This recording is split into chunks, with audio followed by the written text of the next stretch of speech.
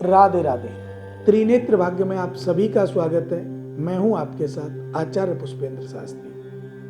आज हम बात करेंगे ग्रहों को लेकर कि 9 ग्रह जो हमारी कुंडली में विराजमान है, हमारे जीवन चक्र को चलाते हैं, हमें सुख दुख देते हैं। इन ग्रहों को कैसे, इनकी महत्वता को समझा जाए, अर्थात ये ग्रह करते क्या है, इन ग्रहों की संज्ञा क्या है। आज इन सब बातों पर हम बात करेंगे। तो आज हम बात करने वाले हैं गुरु ग्रह को लेकर। गुरु ग्रह का जो रंग है वो पीला है, क्योंकि बृहस्पति जो है वो पीले रंग को पसंद करते हैं। पीतांबरधारी भगवान विष्णु, बृहस्पति और गुरु ग्रह, ये उनके निमित्त आपके जीवन में अपना सुख दुख का चक्र चलाते हैं।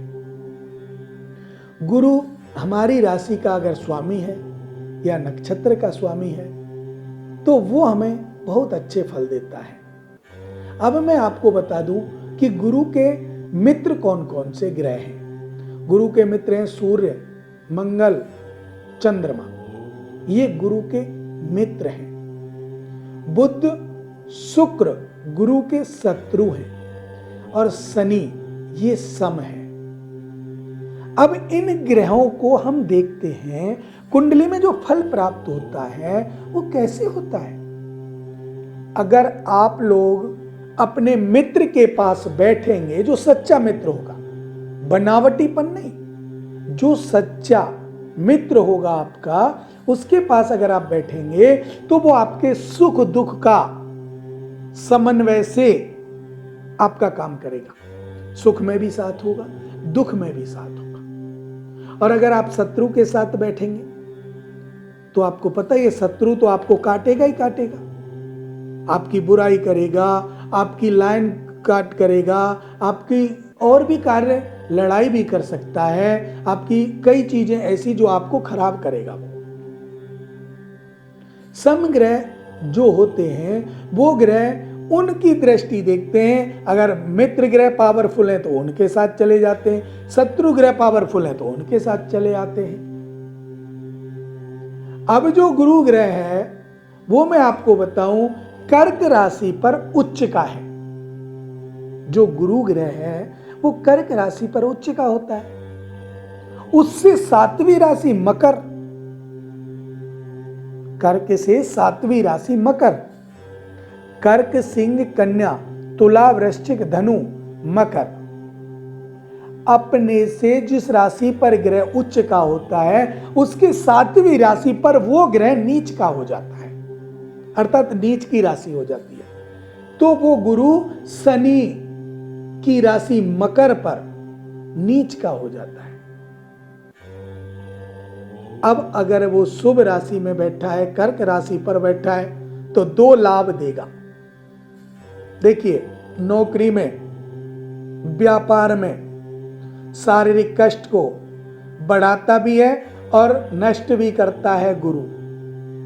अच्छी post, teaching line, banking line, engineer आदि लाइनों में भी भेजता है गुरु। इनके साथ युति भले ही दूसरे ग्रह की हो, लेकिन सलाहकार पोस्ट पर ये अपने आप को अग्रसर करता है। गुरु की जो शक्ति है, गुरु का जो बंधन है वो बहुत श्रेष्ठ है। अब देखिए, कर्क पर गुरु उच्च का होता है और कर्क राशि का स्वामी चंद्रमा है। तो चंद्रमा पर गुरु अगर कर्क राशि पर बैठा है तो आपके बिगड़े हुए कार्य बनेंगे। जब इनकी महादशा आएगी, अंतरदशा आएगी, प्रत्यांतर दशा आएगी, बिगड़े हुए कार्य बनेंगे, मानसिक चिंता खत्म होगी, बहुत सारी और चीजें वो सारी खत्म होंगी। जैसे मानसिक चिंता हुई, बिगड़े हुए कार्य हुए, आपका पैसा फंसा हुआ, या आपको किसी को देन लेन करनी है वो है, उन सभी कार्यों को ये रुकावट में डालता नहीं है। और अगर शत्रु की राशि पर है तो ये रुकावट में डाल देगा। समझ में आई? मित्र का है तो अच्छा फल देता है, शत्रु का है तो बुरा फल देता है। अब विशेष रूप से हम देखें कि किस राशि पर ये क्या फल देगा।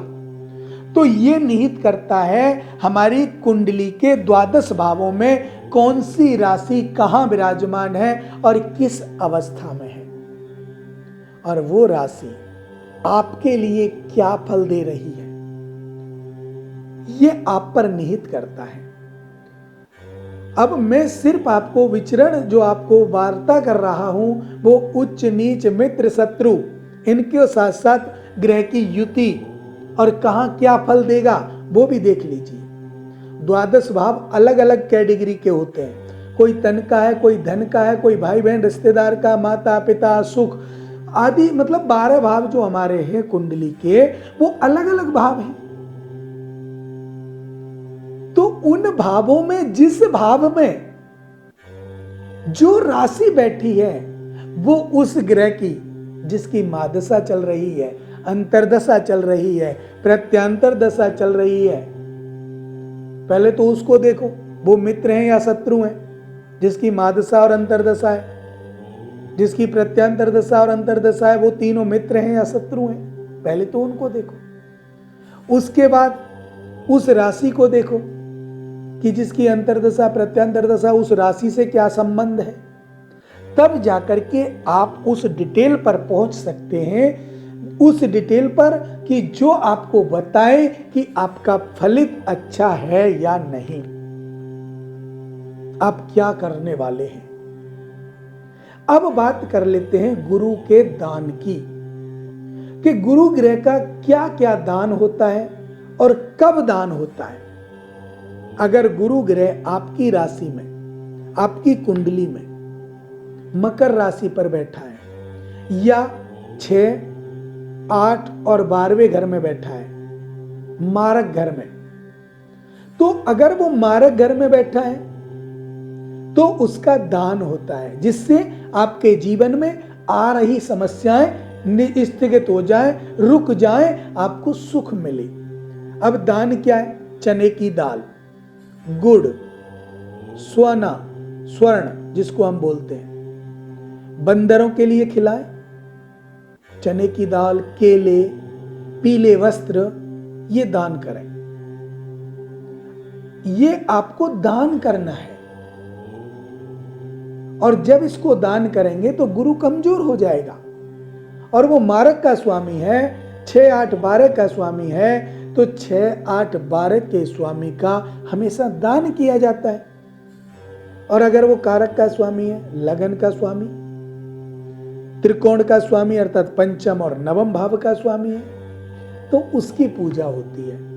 पूजा में अगर आप ब्राह्मण से कराएं तो वो भी पूजा होती है, मंत्र जप कराएं तो वो भी पूजा होती है, और आप गुरुवार के व्रत करें तो भी आपको लाभ मिलेगा, वो भी पूजा का स्थान है।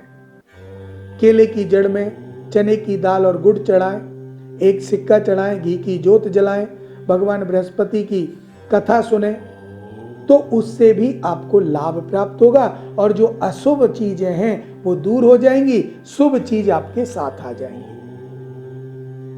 मेष राशि का स्वामी मंगल। अब मंगल जो ग्रह है वो गुरु का मित्र है, तो मेष राशि पर भी अगर वो बैठे हैं तो अच्छे फल देंगे। लेकिन देखना क्या होगा कि वो जो बैठे हुए हैं वो कारक या मारक में हैं। जिस घर में भी हैं वो अच्छे ही फल देते हैं, लेकिन कारक का स्वामी कभी अच्छे फल नहीं देता। कारक का स्वामी जहां बैठा है, चाहे वो कोई भी ग्रह है, लेकिन हम विशेष बात कर रहे हैं गुरु ग्रह की। अब गुरु ग्रह के द्वारा आप दान, पूजा, ये सब आपको करना है, तो कैसे करें? किसी अच्छे ज्योतिषाचार्य से अपनी कुंडली दिखलाकर उसमें देखकर कि इसका दान करना है या पूजा करनी है, ये सारी बातें आपको करनी है। अब बात करते हैं गुरु ग्रह हमारे लिए क्या क्या फल देता है। अगर वो कारक का स्वामी है तो देखिए, आपकी शादी में जो आ रही रुकावटें, बच्ची की शादी, बेटी की शादी, लड़की की शादी में, वो बिल्कुल दूर होंगी। अगर कोई मेरी बहन बेटी जिसके विवाह में विलंब आ रहा है, बात बन नहीं रही है, तो वो अपनी राशि को देखे और थोड़ी सी हल्दी डाल करके स्नान वाले जल में स्नान करे। 43 दिन अगर कर लिया तो 43 दिन के अंदर अंदर रिश्ता पक्का हो जाएगा। और अगर मारक का स्वामी है तो गुरु का दान कर दो, फिर भी आपका विवाह हो जाएगा। इन चीजों का आपको विशेष रूप से ध्यान रखना है, क्योंकि ग्रह गोचर जब संपुष्ट होता है, मजबूत होता है, तो आपके कार्यों में सफलता देता है। अब बात करते हैं मार्गी और वक्रीय की। जब ग्रह वक्री होता है तो अशुभ फल भी देता है और शुभ फल भी देता है। अब अशुभ फल तो वहां देता है जहां मारक में आएगा या नीच की राशि पर वक्रीय होगा तो अशुभ फल देगा। शुभ राशि पर वक्रीय होगा, मित्र की राशि पर वक्रीय होगा, कारक की राशि पर वक्रीय होगा तो शुभ फल देगा। अब वक्रीय का मैं हर वीडियो में आपको समझा रहा था।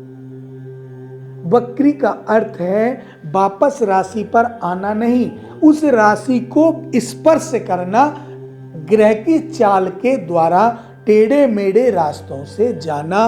वो ग्रह की राशि उसको स्पर्श करे तो वो वक्रीय हो जाता है। और वक्रीय ग्रह जो हुआ तो वो उन राशियों पर जो शत्रु की राशि है, मारक की स्वामियों की राशि है, अपनी कुंडली में उन राशियों पर विशेष प्रभाव डालता है।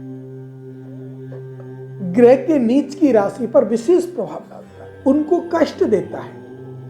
और अगर स्वग्रह, स्व की राशि है, खुद की राशि है, मित्र की राशि है, उनको बहुत अच्छा लाभ भी दे देता है।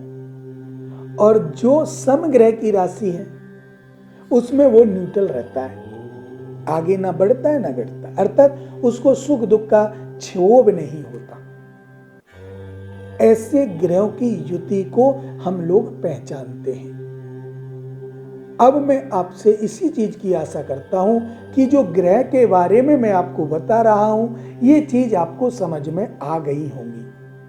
अगर फिर भी आपके मन में या मेरे मुखारविंद से कोई शब्द या कोई ऐसी चीज जो छूट गई हो और आप उसको जानते हैं, आपकी समझ में नहीं आ रहा है, तो आपके जो स्क्रीन पर नंबर हैं, उन नंबरों पे आप कॉल करके हमसे अपने बारे में, परिवार के बारे में, या कोई आपको प्रश्न है तो वो प्रश्न आप हमसे कर सकते हैं।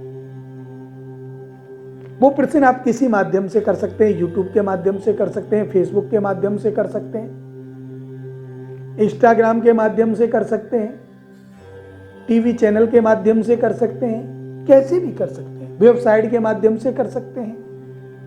तो जो समस्या आपको है उसका आप समाधान हमसे करा सकते हैं। और जो चीज समझ में नहीं आती वो आप कॉल करके हमसे जानकारी विस्तार रूप से ले सकते हैं। अब मुझे दीजिए इजाजत। राधे राधे।